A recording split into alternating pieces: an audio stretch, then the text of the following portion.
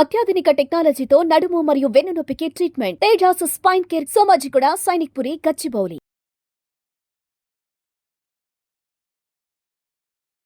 కుటుంబంలో క్యాన్సర్ ఉంటే ఇది ఎంతో మందిలో చూస్తాము. ఈ మధ్యన క్యాన్సర్ కేసెస్ ఎక్కువ డయాగ్నోస్ అవుతున్న కొద్దీ ప్రతి 2-3 ఫ్యామిలీస్‌లో ఎవరింట్లోనో ఒకరికి ఫ్యామిలీ హిస్టరీ ఆఫ్ క్యాన్సర్ ఉంటుంది. ఫ్యామిలీ హిస్టరీ ఆఫ్ క్యాన్సర్ అంటే వాళ్ళ రక్త సంబంధీకుల్లో ఎవరికైనా క్యాన్సర్ ఉండటం. సో ఈ రక్త సంబంధీకుల్లో క్యాన్సర్ ఉన్నప్పుడు ఫస్ట్ క్వెషన్, వాళ్ళకున్న ఆ క్యాన్సర్, వాళ్ళకి డయాగ్నోస్ అయిన ఆ క్యాన్సర్ వంశపారంపర్యంగా వచ్చే ఛాన్స్ ఉందా లేదా? కొన్ని క్యాన్సర్స్ వంశపారంపర్యంగా రావు. Say for example skin cancer వంశపారంపర్యంగా రాదు. స్మోక్ చేస్తే వచ్చే లంగ్ క్యాన్సర్ వంశపారంపర్యంగా రాదు. ఆల్కహాల్ వల్ల వచ్చే లివర్ క్యాన్సర్ వంశపారంపర్యంగా రాదు. సో కొన్ని రకాల బోన్ క్యాన్సర్స్, మజిల్ క్యాన్సర్స్, కణితిలు ఇలాంటివి ఫ్యామిలీలో రన్ అవ్వవు. బట్ ఒక 20 రకాల క్యాన్సర్స్ ఫ్యామిలీలో రన్ అవ్వచ్చు.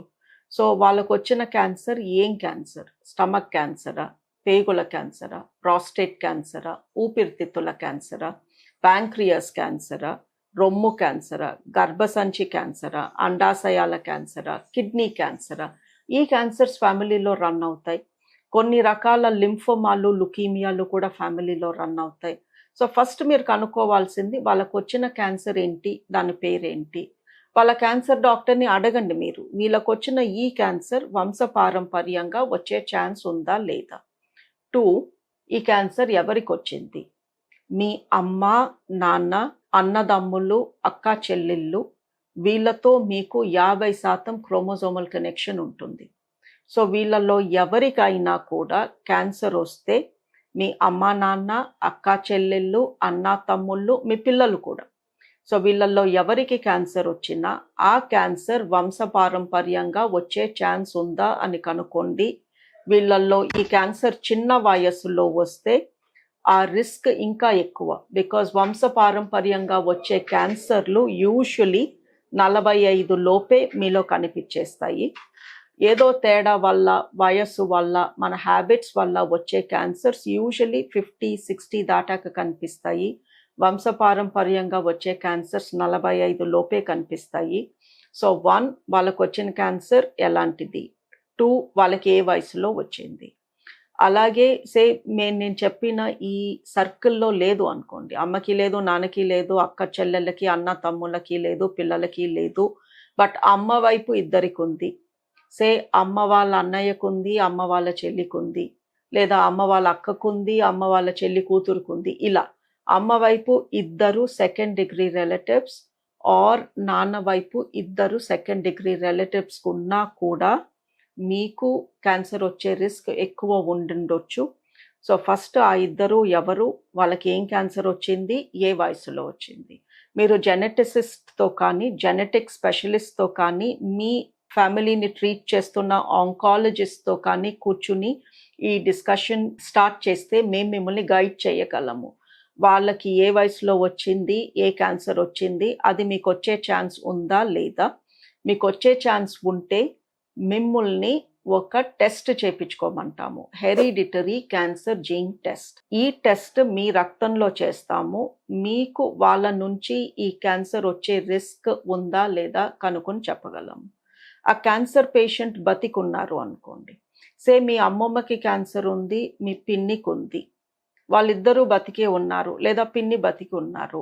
మీకు డౌట్ ఉంది, అమ్మమ్మ నుంచి పిన్నికి వచ్చిందేమో, సో మా అమ్మకి రాకపోయినా నాకు వస్తుందేమో అన్న డౌట్ ఉన్నప్పుడు, మీ పిన్ని బతికున్నా, మీ అమ్మమ్మ బతికున్నా ఆ టెస్ట్ వాళ్ళపైనే చేస్తాము. బికాస్ వాళ్ళకి లేకపోతే వాళ్ళ నుంచి మీ అమ్మకి, మీ అమ్మ నుంచి మీకు వచ్చే ఛాన్సే లేదు. సో ఎప్పుడైనా వంశంలో, ఫ్యామిలీలో క్యాన్సర్ రన్ అవుతుంది, నాకు కూడా రిస్క్ ఎక్కువేమో అన్న డౌట్ మీకు ఉన్నప్పుడు సంప్రదించండి. జెనెటిక్స్ డాక్టర్నన్నా సంప్రదించండి, ఆంకాలజిస్ట్నన్నా కలవండి. మేము ఫ్యామిలీ హిస్టరీ తీసుకుని ఏ పర్సన్కి అయితే క్యాన్సర్ వచ్చి వాళ్ళ మూలంగా మీకు వస్తుంది అని మీరు అనుమాన పడుతున్నారో ఆ పర్సన్ బతికుంటే వాళ్ళపైన చేయటానికి ప్రిఫర్ చేస్తాము.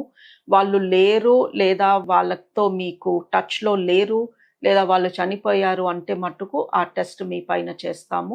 అరౌండ్ 15,000 ఉంటుంది ఈ టెస్ట్. ఇది లైఫ్ మొత్తంలో ఒకేసారి చేస్తాము. బికాజ్ మీ క్రోమోజోమ్స్ మారవు కాబట్టి మాటిమాటికి చేయాల్సిన అవసరం లేదు.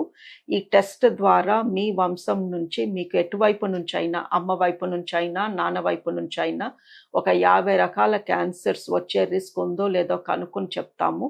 రిస్క్ ఉంది అని తెలిస్తే మట్టుకు అలా వదిలేయము. మీకు రిస్క్ ఉంది అని చెప్పి ఊరుకుంటే అది మీకు హెల్ప్‌ఫుల్ కాదు. సో, మీకు ఈ క్యాన్సర్ వచ్చే రిస్క్ ఇంత. సో, మీరు ఈ సంవత్సరం ఈ టెస్ట్ చేపించుకోండి. వచ్చే సంవత్సరం ఈ టెస్ట్ చేపించుకోండి. ప్రతి సంవత్సరం ఇలాంటి టెస్ట్‌లు చేపించుకోండి. లేదా ఈ టాబ్లెట్స్ వాడండి. దీంతో మీకు ఈ క్యాన్సర్ రిస్క్ వచ్చేది తగ్గిపోతుంది. ఇలాంటి ఫార్ములా క్లియర్‌గా ఒక చార్ట్ ఏసి మీకిస్తాము. సో, వంశంలో క్యాన్సర్ ఉంది అంటే భయపడిపోతూ నాకెప్పుడొస్తుందో, నాకొస్తుందేమో ఇలాంటి భయంతో బతికే బదులు టెస్ట్ ఉంది. ఆ టెస్ట్ వచ్చాక ఆ రిపోర్ట్‌ని బట్టి తీసుకోదగ్గ యాక్షన్ ప్లాన్ ఉంది. So, you can approach us and we will help you.